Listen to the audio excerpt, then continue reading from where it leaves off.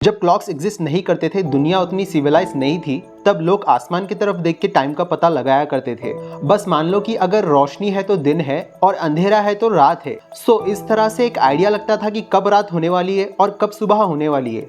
धीरे धीरे हमने कुछ ऐसे डिवाइसेस, इंस्ट्रूमेंट्स बनाए, कुछ ऐसे मेथड्स बनाए जिससे हमें टाइम का पता लग सके, या फिर यूं कहो कि वो ऐसी कौन सी पहले चीज थी जो ह्यूमंस ने डेवलप की टाइम को देखने के लिए।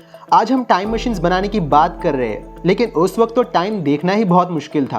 आपकी नॉलेज बढ़ाना मेरा काम है। इस वीडियो से आप कुछ ना कुछ सीख के जाओगे। वीडियो के अंत तक बने रहिए।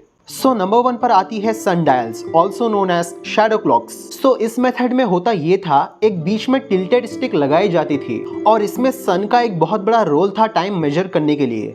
इस डायल्स में नंबर्स लिखे होते थे। मान लो अगर शैडो 1 के ऊपर है तो 1 बज रहे और 2 के ऊपर है तो 2 बज रहे, एंड सो ऑन। अब इसको करेक्ट पोजीशन में लगाना पड़ता था, तभी जाके एक एक्यूरेट टाइम मेजर हो पाता था। और टाइम मेजर करने के लिए इसके कई और डिसएडवांटेजेस थे। फॉर एग्जाम्पल, इससे तभी टाइम का पता लगाया जा सकता था जब सूरज अवेलेबल हो। मान लो अगर बारिश का मौसम है या रात हो गई, तब यह डिवाइस बिल्कुल भी काम नहीं आता था। तो इस डिवाइस के लिए सन बहुत ही ज्यादा इंपॉर्टेंट थी। फिर इस टाइम मेजरिंग मेथड को थोड़ा सा एडवांस बनाने के लिए हम एक अल्टरनेटिव मेथड पर आ पहुंचे और फिर बारी आई कैंडल क्लॉक्स की। अब ये वाली क्लॉक्स पहली वाली क्लॉक से बहुत ज्यादा अलग थी और इसमें एक कैंडल का यूज किया जाता था। अब या तो ये कैंडल के ऊपर 12 लाइंस हुआ करती थी, या फिर कैंडल के बाजू एक स्केल हुआ करता था। जैसे कि मान लो अगर कैंडल नंबर 3 तक जल चुकी है, या तो 3 घंटे बीत चुके हैं या फिर 3 बज रहे हैं, और ऐसे करके दिन के 12 हार्स और नाइट के 12 हार्स को मेजर किया जाता था। अब इसमें कैंडल 12 हार्स के लिए जलती थी, या फिर कोई कोई कैंडल 1-1 घंटे तक भी जलती थी, depending on the size of the candle. इस मेथड में 2 तरह के फायदे हुए। एक तो लाइट मिलती थी और दूसरा टाइम देखने को मिलता था, पर इसके भी धीरे धीरे डिसएडवांटेजेस देखने को मिले। कभी कोई कैंडल बहुत जल्दी जल जाती थी या कभी कोई कैंडल बहुत आराम से जलती थी। मान लो अगर 2 कैंडल्स एक ही साइज की है, लेकिन फिर भी 15 से 20 मिनट का डिफरेंस देखने को मिलता था। कोई कैंडल 15 मिनट पहले खत्म हो जाती थी या कोई कैंडल 15 मिनट बाद खत्म होती थी।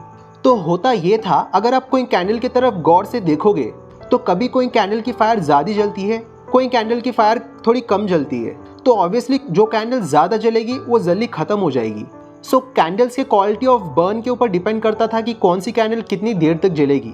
हम एक दूसरे अल्टरनेटिव पर आ पहुंचे, एक दूसरा मेथड या फिर कह लो एक दूसरे डिवाइस पर हम आ गए। और फिर बारी आई वाटर क्लॉक्स की। इस टाइम मेजरिंग प्रोसेस के लिए 2 कंटेनर्स लिए जाते थे और एक कंटेनर के नीचे एक होल हुआ करता था, तो उस कंटेनर से पानी गिर के एक दूसरे कंटेनर में गिरता था। अब इस कंटेनर्स में भी कुछ नंबर्स होते थे। मान लो कि अगर वाटर नंबर 4 तक रीच हो गया है, इट्स 4 o'clock। तो अब इस मेथड के भी कुछ डिसएडवांटेजेस थे। तो कंटेनर में जब पानी ज्यादा होता था तो प्रेशर की वजह से पानी जल्दी जल्दी गिरने लगता था, और जब कंटेनर में पानी कम होता था, मतलब समझो कि एकदम लास्ट लेवल पर आया, तो धीरे धीरे गिरता था। तो इसीलिए ये डिवाइस टाइम मेजर करने में थोड़ा ऊपर नीचे हो जाता था। फिर इसके अल्टरनेटिव में एक ऐसा डिवाइस बनाया गया जिसमें पानी नीचे तो नहीं गिर रहा था, लेकिन पानी प्रेशर की वजह से ऊपर जा रहा था। लेकिन ये वाला मेथड भी उतने दिन तक चला नहीं। और वाटर क्लॉक का सबसे बड़ा डिसएडवांटेज ये था, मान लो जिस जगह पर स्नो गिरती है उस जगह पर ज्यादा ठंड होती है, उस जगह पर वाटर फ्रीज हो जाता था, और इसके वजह से ये क्लॉक कई जगहों पर कंपैटिबल नहीं थी। अब फिर इस टाइम मेजरिंग प्रोसेस को थोड़ा और एडवांस बनाने के लिए एक और तरह के डिवाइसेस इन्वेंट किए गए, जिसको आपने भी कभी ना कभी देखा होगा, या तो कोई मूवीज में या सीरियल्स में या कार्टून्स में, कहीं ना कहीं आपने भी देखा होगा। तो वो डिवाइसेस कुछ और नहीं, सैंड क्लॉक्स थे, ऑल्सो नोन एज हार ग्लासेस। अब ये वाले डिवाइसेस भी कई सालों तक यूज किए गए, लेकिन इसके भी कुछ डिसएडवांटेजेस थे। जैसे कि इन डिवाइसेस को करेक्ट फ्लैट सरफेस पर रखना पड़ता था, जिससे कि टाइम करेक्ट मेजर हो सके। अब इसके डिसएडवांटेजेस ये थे, इससे टाइम तो मेजर किया जा सकता था, लेकिन ये क्लॉक से हटके एक स्टॉप वॉच की तरह थी, इसको बार बार ऊपर नीचे करना पड़ता था। इसके बाद आई थोड़ी एडवांस पेंडुलम क्लॉक्स।